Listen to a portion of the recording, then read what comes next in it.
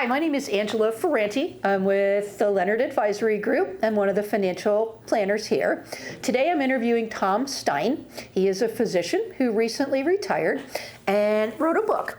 Because our thought is you don't retire to nothing, you retire to something. And this is truly a labor of love.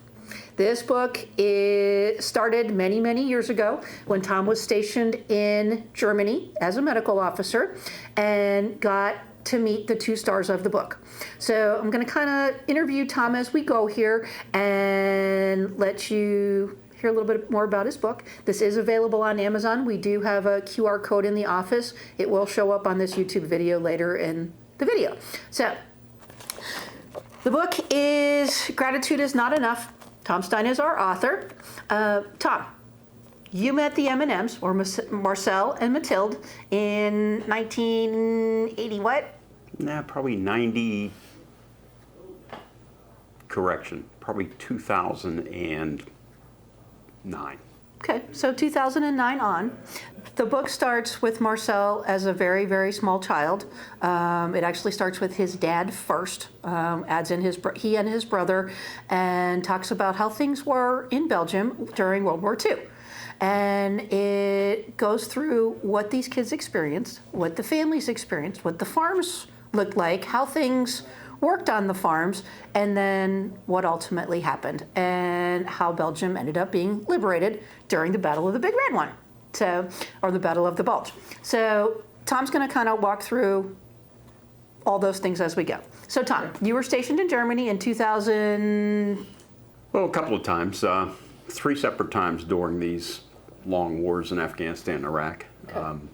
The hospital at Landstuhl, Germany is the only hospital left, American hospital left, or military hospital left in Europe. And so I went over in 07, was my first trip there. And after that, in 09 actually, is when I first met the M&Ms, serendipitously, through a tour that I took, completely unrelated to the M&Ms. Exactly. And it was one of your friends knew them and introduced you to them, correct? Yeah, well, correct, eventually. So I met them, I took my dad over to the 65th anniversary of D-Day in the Bulge, and the tour guide at that time was a wonderful guy named Will Cavanaugh, who knew the M&Ms quite well. Will's mother was Belgian, his father was British, but his mother was an interpreter during the World War II for the First Army, for the U.S. First Army. And so she spoke very good English, and Will got to know them because of his great interest in World War II, and especially the Battle of the Bulge. And Marcel and Mathilde lived right on the northern edge of the Battle of the Bulge. Correct. And there is a cemetery very close to the farm that Marcel grew up on that they still tend graves to today. And they have celebrations there every year. And as this book gains more and more popularity, the goal is to donate the proceeds to that museum to further it along. As you're reading through the book, there are interviews with a number of the American servicemen that were there, and Tom had the privilege of interviewing them. Now, when he started, a lot of them were in their 80s and early 90s, so it was a little bit of a test. And trying to get all of their information out and their stories out is how this book kind of ties together. So you met the M&Ms.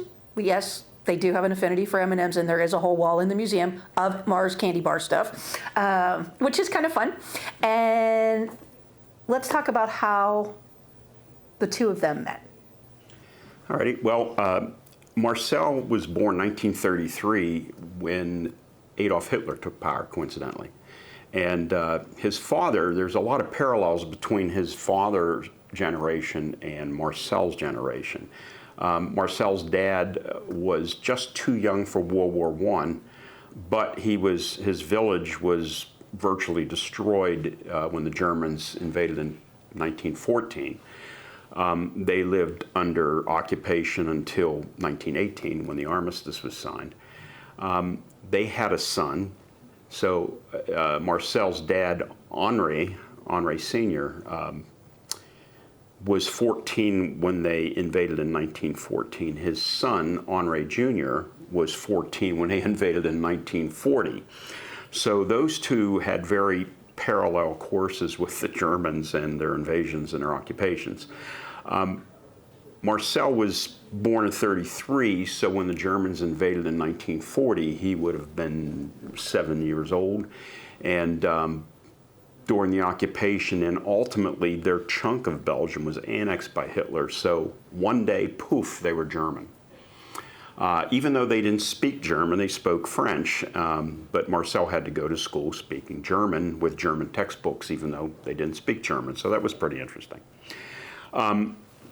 Marcel then, obviously, they all survived the war, but he didn't want to be a dairy farmer like his dad and his older brother. He became ultimately a body shop guy. And he was an artist in his mind. He was very artistic, and he would fabricate parts and make parts and did a lot of fascinating things besides just fixing cars. There was a he was a confirmed bachelor. As he grew up, his mantra was, and he told me this many times, no wife, no kids, no problems. And so he was in his late 50s when one day he got a call from a woman who had coincidentally was driving through the cemetery that Angela alluded to earlier, the Henri Chapelle American Military Cemetery, where about 9,000 of our soldiers are buried, almost all of them from the Battle of the Bulge. And Mathilde, being 15 years his junior, was a single mom. Her husband had died. And she literally had somebody cross black ice on the highway that cuts through the cemetery property. And so she was looking to have her car fixed, reached out to this guy in the phone book named Marcel. Completely by accident. Completely just serendipity. Just happened to be one of the few guys that was reasonably close, that was highly recommended. And she needed her car fixed because she was trying to raise 3 children on her meager salary because her husband had no life insurance. And said, I need my car because I have to work. But Marcel was so far behind, it took him a while, but more importantly, she had this very old Mercedes that was over 20 years old, and he could not find parts. And he tried to fabricate them as he could, and that didn't work. So what he started doing, unknown to Mathilde, was started cannibalizing her car and selling the parts, and putting the money into a car fund for her. When her car wasn't ready, she started figuring, well, he's busy, that's a good sign, because he's sought after, he does good work, but I need my car. So she started bribing him by bringing him meals, hoping that he would work on his car faster if she took good care of him. And long story short, they fell in love and got married. Which is so cute. It's a great story. And but how this evolves into the story is fascinating. I think it was really interesting that Mathilde, being a very conscious woman, walked out into Marcel's shed one day and said, what is all this stuff in the back? And the stuff in the back came from a group of American soldiers who spent 2 weeks on the farm. Yeah. And they left stuff there. So there were uniforms, there were guns, there were personal items, there were Bibles, there were all kinds of stuff. And she looked at him and said, what are we going to do with all this stuff? Yeah, it is a fascinating story because coincidentally, so May 10th, they were invaded in 1940. Of all days, 9/11, September 11th, is the day that the Big Red 1, the 1st Infantry Division, rolled through their part of Belgium. In particular, an engineer unit that was feeling their way through that particular route to get to the West Wall and get into Germany cruised into their village, and it's another great story about that particular group of 6 guys in a Jeep. Liberating their village, all 6 guys. There were no Germans in the village. They all had ran earlier in the day towards Germany because their village is only about 10 miles from the German border. And it's just great that it was like, I like to think of it when I've been there in this beautiful little village with a town center and the municipal building that arches over this old, beautiful, we call it cobblestone, they call it Belgian block, go figure. And the beautiful big old church and a little town brasserie or tavern. That it was like the Munchkins coming out when the house fell on the Wicked Witch. They hear this Jeep and they assume it's Germans. But they hear wind that the Americans are close, so they run out and they put the American flag and the Belgian flags up. And the first Belgian local says, "Are you guys Americans?" And the American soldier said, "Yeah," instead of "yes." And they said, "Yeah." They thought it was German, "Ja," for yes. So they hurried up and took all the flags down for fear they were all going to be executed for putting the American and Belgian flags up. But pretty soon they realized they were Americans, put the flags back up. So that's a cute little story. That's a great story. Yeah. But somebody had kept and hidden, because it was verboten to have a camera in occupied Belgium or annexed Belgium, aka Germany, because they were afraid that they would take pictures and send them to the enemy and give them information. Okay. So no cameras, no film. If you were caught, you'd probably be executed, and your whole family would be executed. That's what they did in those days. But somebody hid a camera, and they pulled this Jeep over, and they got this hidden camera out and took photographs and documented their liberation. And the pictures are in the book. It's, again, a great story. So those engineers are only there for minutes, and you got to remember, these poor guys, from the time they landed on Omaha Beach to the time they got to Germany, went through hundreds and hundreds of villages that looked just like Clermont. So to them it was a big deal, to the locals. To the Americans, it's just one more damn village to get through so we can get to Berlin and get the war over. This picture resurfaced years later, and one of those 6 soldiers was discovered by Marcel. That's so cool. And circled back. The stories are phenomenal, how they all tie together eventually in the book. Right. And there are lots of stories that wind through this book. And it's not just Marcel and Mathilde, it's the servicemen that were there. And in the 2 weeks that they were with them, what Marcel and his brother and the other neighbors learned from them was astonishing. And they were treated so well by the Americans after living such a crummy life with rations and everything else, like they could barely feed themselves. The livestock was taken, and it's hard to run a dairy farm when you got no livestock. The crops had been burned. Obviously, how are you going to feed the livestock if there's no crops? So it was really a difficult life. And when the Americans showed up, and it was 1st Infantry, correct? Correct. They brought with them things like flour, things like eggs, meat, coffee, things they hadn't seen in a very, very long time. There's a spot towards the end of the book where somebody opened a can of coffee from like 80 years before, and it still smelled like coffee. So you can keep it that long. Probably shouldn't, but you can. It was kind of interesting to hear the stories. Now, Tom, you had a chance to interview a number of the servicemen.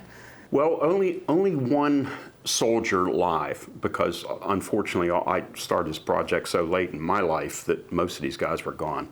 But I did have access, and it took me some serious cold calling to track down wives and children, adult children. Obviously, some of their children are older than I am, and I'm 67.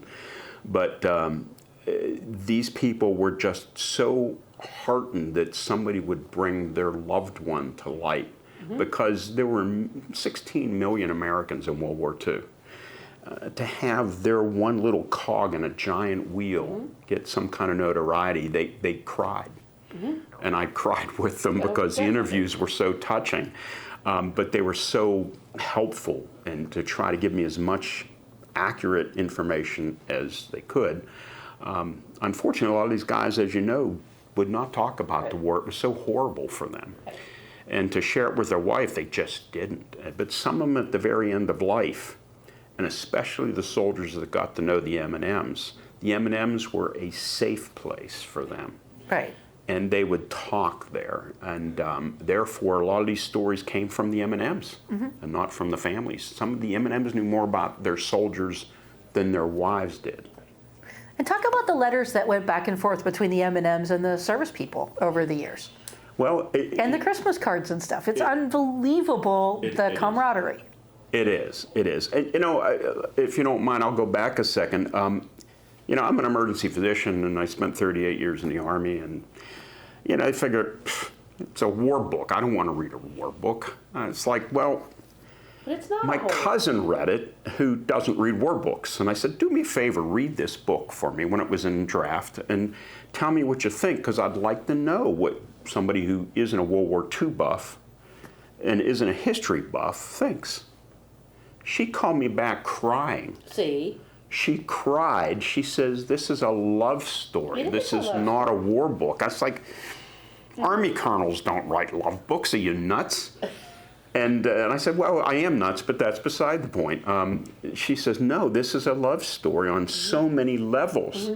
And I never thought about it that way. And between the love that Marcel and Mathilde have for each other, and it's just amazing, 15 years difference. And they love each other like almost I've never seen before. It's really cute. But their love for America and their love for the American soldier and their life's mission since Mathilde uncovered the stuff in the garage is to make sure that not only Europeans but Americans do not forget what not only the greatest generation does, but even our soldiers of today. They have hosted hundreds of wounded warriors from Afghanistan or Iraq who take the hour-and-a-half ride up from Landstuhl and spend a day at the museum, and they are treated like kings and queens. And they feed them, and they give them drinks, and they treat them like the heroes that they are. And only the M&Ms. As I tell my friends, tongue-in-cheek somewhat, that they have more American patriotism than the entire United States does in many cases, and it's a damn shame. And that's why this story needs to get out, because the Americans need to know that there are people that care so much for our soldiers that it shouldn't be their job, it should be our job. And that's the purpose of the book. And you've done a fabulous job. And why the title of the book is Gratitude is Not Enough, because many Belgians show gratitude, but these two have dedicated their entire lives and their life savings into making sure American soldiers are not forgotten. Correct. And they do host them. So whether they're coming over from the Air Force base in Germany, that's how you met them. Yes. Whether they're coming in from a D-Day event, whether they're coming in from a Battle of the Bulge event, they tend to stop and spend time at the museum. And in doing that, the stories that they're hearing and the camaraderie is amazing. Mathilde's Christmas list is what, 900 people or something that she sends cards to? This year she's done almost 700 Christmas cards heavens. just to America. That's just amazing. to Americans. And the way they do it, because they can't afford the postage, is American National Guard units, Air National Guard units that fly rotation missions into Geilenkirchen, which is a NATO base in Germany, but it's very close to the M&Ms because they're close to the German border. She writes all her letters, she gets them all addressed, and then whoever's rotating through Geilenkirchen takes this big bundle of cards and letters back to the States and get disseminated from there. That's amazing. It is. It's just amazing. And they get just as many letters back. They do. They do. And although the veterans are dying by the hundreds every day, it's amazing that they can tell their spouse's name, their children's names, and we're talking hundreds of veterans, not a couple of veterans. It's phenomenal. And when you go in that museum, you have to go. As Will Cavanaugh told me in 2009 when I took my father over, he says, you visit a lot of museums on this trip. We don't have time to go to theirs, but you must go because all the museums have stuff. And he says the M&Ms have stuff, but they have stories. And that's what makes them different. And those stories are unforgettable. Right, and when they bring in the kids from the nearby villages for school field trips, the kids hear the stories. These kids, it's not just the local schools, they're from all over Belgium and Luxembourg. They could bring a busload in or two. They try, because there's still veterans that come and visit, World War II veterans, that can make the trip from the United States and go to the museum, and are treated again like kings, and are put up in their home. That's amazing. So they keep these people that could be total strangers in their house. In their home. What there aren't too many people. total strangers left, because they absorb them into their story, into their fold. And unfortunately, all the ones that became their closest friends and were the largest proponents of the museum, who are in the story, or in the book, I should say, in the story, unfortunately, they're pretty much all gone now. Once Vito Mastrangelo from Graves Registration died, who was the only person I got to interview live, they still host them, and they try, when they know they're coming, bring in the school kids the days the veterans are there. That's wonderful. So they meet the American veterans who made their lives possible. Exactly, because it would have been a whole other story had that not happened. Or they would have been speaking German. Exactly. So they've done a wonderful thing. Now Marcel's going to be, what, 91 this spring? Yes, he'll be Now, 91 in June. And you're going over there. I'll be there in next month. Okay, so tell me how that's going to work out. Well, it's interesting. Mathilde is, this is not her first rodeo. It happens to be the first time their story's been told like this, but it is not her first rodeo.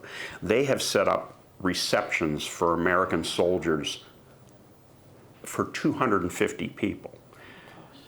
If it's cold, it goes in the museum, and they move their Red Ball Express trucks over here, and their invasion barges over there, and they raise the V1 buzz bomb up a little bit, and then they just have a party.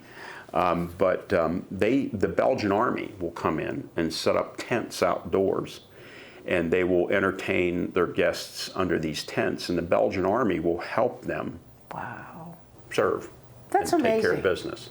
That's On amazing. one occasion, I helped them serve when they have guests over. You were there, you might as well. Yeah, I'm hired help when I go. I'm not a colonel, doctor, retired guy. I'm just a friend that helps serve beer.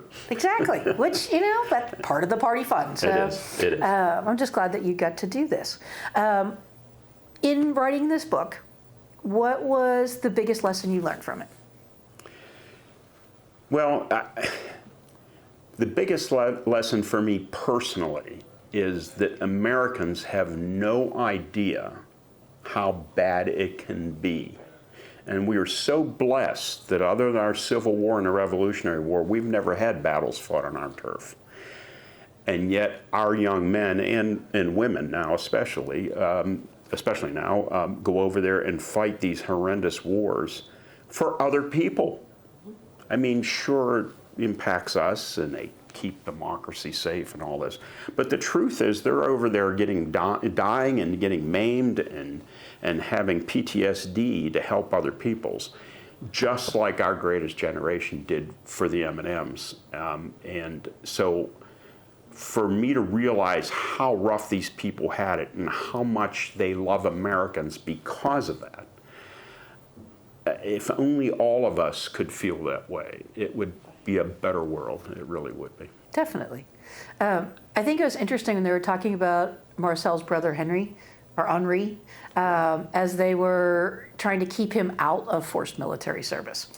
So that was really an eye-opener. I'm having flashes back to the Anne Frank books from high school and going, wait a minute. So do you want to talk about Henri for? Yeah, I don't want to give too much away. Don't give too much away. You've got to read the book. The book tells the story in detail. But poor Henry, because he was German now, he wasn't Belgian anymore.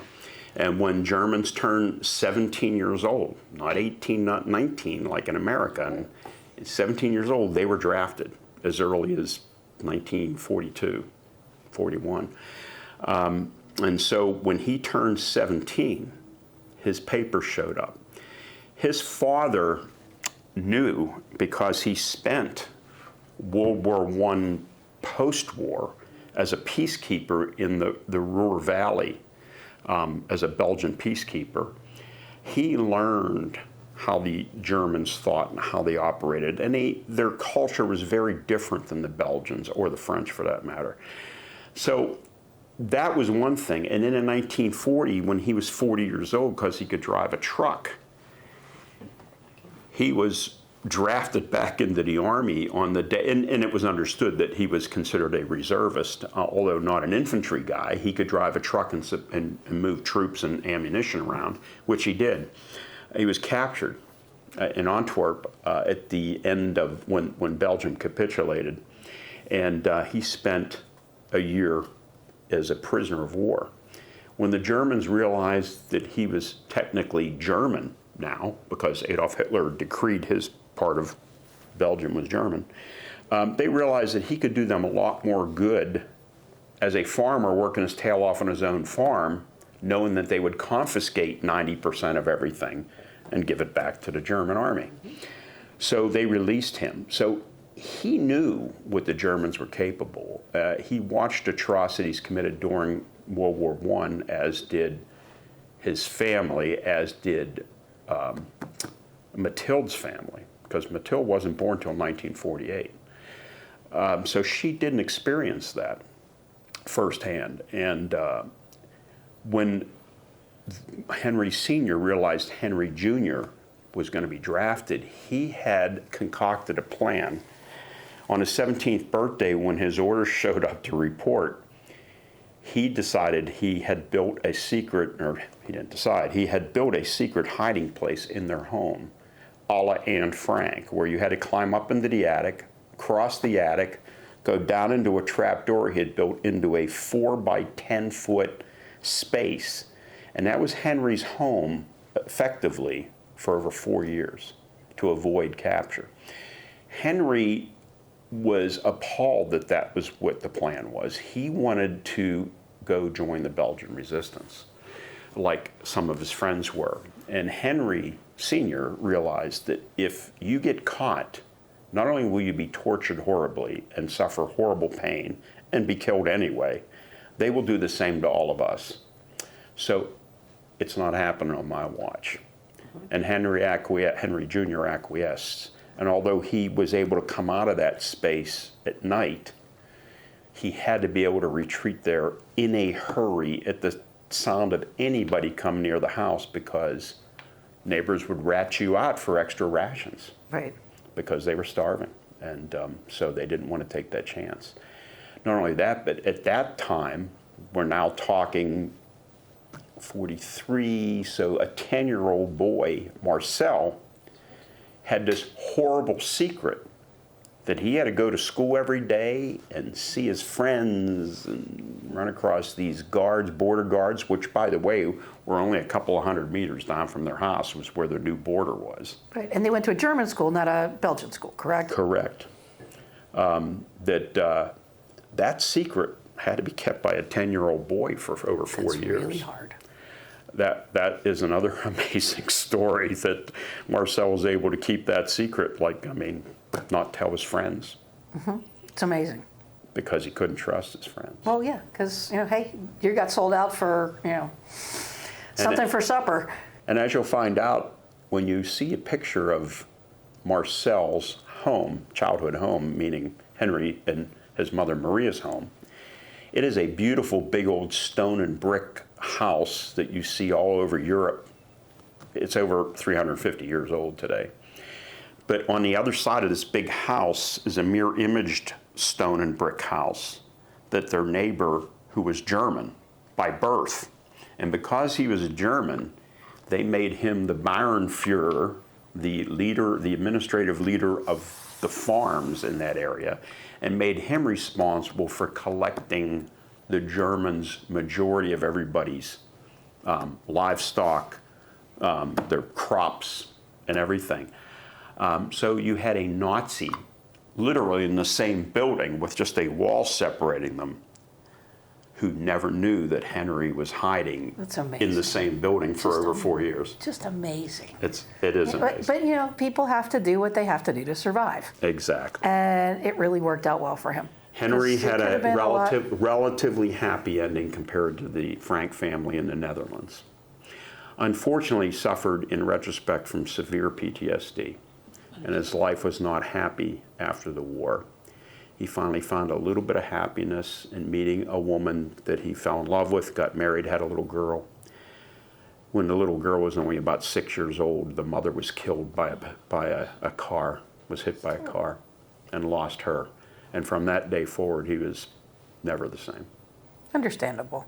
Yeah, that's just brutal. So, so this is Tom's retirement project. A lot more fun than treating A, battlefield medicine, and B, emergency room medicine, and complete change of everything. So when you retire, you don't have to keep doing the same stuff. You don't have to do it part-time. You could do something completely different, and he did. So if you're trying to get ready to retire and thinking about the things that you want to do, come out of your comfort zone, find things that interest you, find things that will make other people happy as well as making you happy, and get to doing them. Again, this book is available on Amazon. The QR code should pop up here in just a minute. Order it up. Tom speaks all over the country at this point, doing book signings and that sort of thing. Again, he will be in Belgium in April. Yes. With Mathilde and Marcel, and having a wonderful time being with them and sharing their story and the story of the people that were with them and how they changed everybody's lives. And it's really a wonderful experience. I do want to add, if we haven't mentioned already, that all proceeds from the book are going to the museum, to their nonprofit museum. The idea is there's not a good legacy plan for a 91 and a 76-year-old woman who will be gone sooner than later, and there's no solid legacy plan. So if anybody knows anybody that would like to sponsor a museum, would like to send significant donations, have a trust or charitable organization that would like to help out, please, please, please reach out to Tom, reach out to the M&Ms. Their information is pretty much everywhere in this book. They'd be very easy to find, and the museum is very easy to find. So help them out if you can. Definitely, again, part of the profits are going to that museum, and I think all the profits are going to the museum.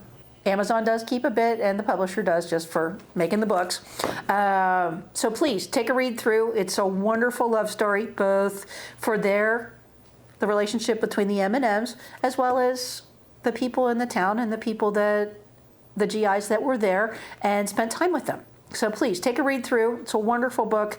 Again, gratitude is not enough. Order it on Amazon. Tom lives in Pittsburgh. If we need to arrange a book signing, we can make that happen too. So thank you for watching. If you have any questions, reach out to us here at the Leonard Advisory Group, and we can put you in touch. Thank you.